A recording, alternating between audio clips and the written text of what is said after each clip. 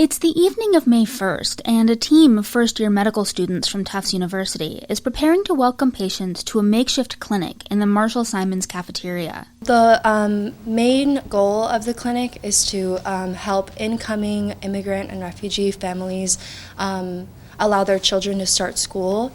So this is a very niche and underserved population within Burlington and within the Massachusetts as a whole.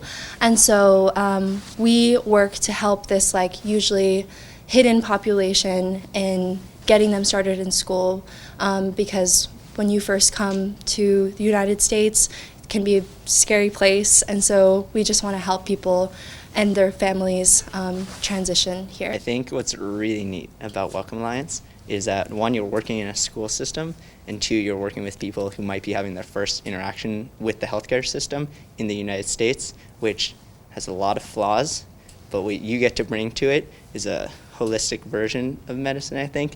Right at there, we have a food drive, a chance to get actual clothes that might prepare you for winter or for spring, whatever it is, and some food to bring home.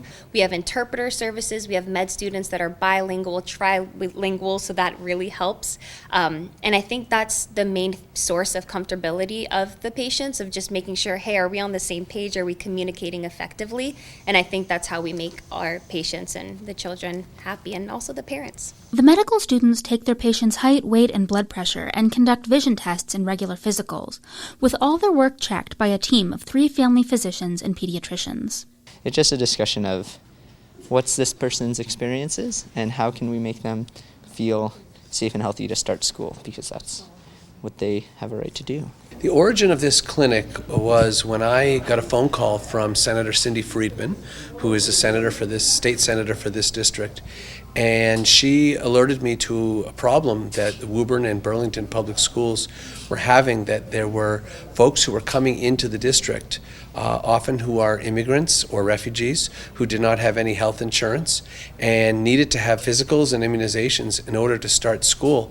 And sometimes these kids were sitting at home for months waiting to go to school because they couldn't get a physical or immunizations. And Senator Friedman asked me if I could help her come up with a solution to this problem. And so she was able to get some modest funding for this program, and we were able to put this together.